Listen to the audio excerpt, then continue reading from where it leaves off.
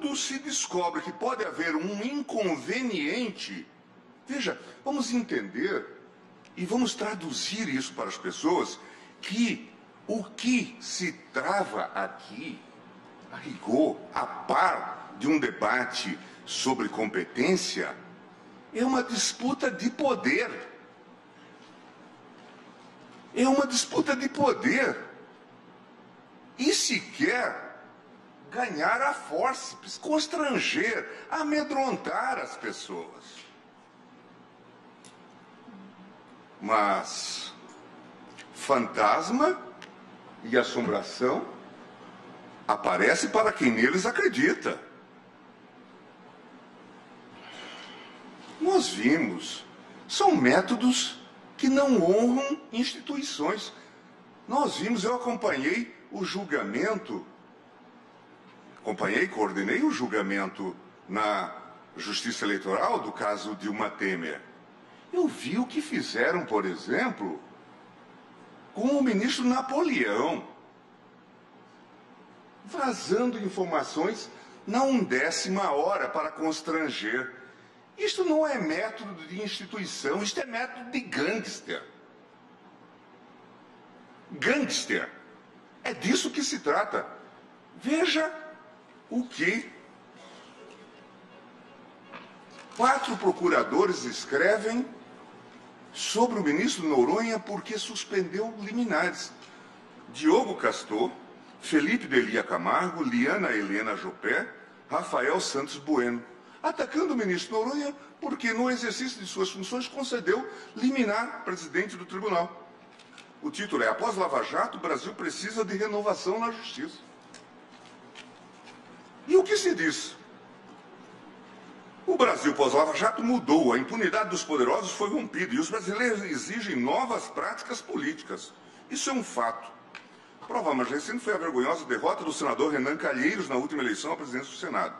Acontecimentos como esses são resultado da significativa renovação do poder legislativo na última eleição. Eu imagino que o que se pensou, não quero cometer perjúrio, mas o que se pensou com essa fundação do Deltan Dallagnol foi criar um fundo eleitoral. Era para isso. Imagina o poder, quantos blogs teriam, quanta coisa teria à disposição. São 4, a Fundação Calouste Gulbenkian movimenta 400 milhões de reais, 100 milhões de euros. É uma das fundações mais bem-sucedidas em termos culturais. Esta gente faria tudo no Brasil, faria chover com esse dinheiro. Estou falando, veja, projeto de poder. É disso que nós estamos falando. E aí diz, o ministro João Noronha do STJ não possuía currículo que pudesse classificá-lo como pessoa de notável saber jurídico. Veja a injustiça, a ousadia desse tipo de gente. Desqualificada. Desqualificada. Não há na história desse país, da relação da Procuradoria com o Supremo e com os tribunais, esse tipo de tradição. Jamais. Quem encoraja esse tipo de coisa é um covarde. Quem é capaz de encorajar esse tipo de gente, gentalha, despreparada, não tem condições de integrar um órgão como o Ministério Público. Veja, nem pensamento estratégico tem, porque a toda hora vai estar peticionando lá. Agora, por que se faz isto? Para amedrontar as pessoas, para fazer com que elas fiquem com medo e decidam desta maneira. São capazes de fazer a Polícia Federal interceptar conversas, de fazer ameaças, como fizeram ao ministro Napoleão e fazem a outros. Se isto é elemento de persuasão, se isto tem a ver com alguma coisa de Estado de Direito, obviamente que é uma outra coisa. Isto é um modelo ditatorial. Esta gente não...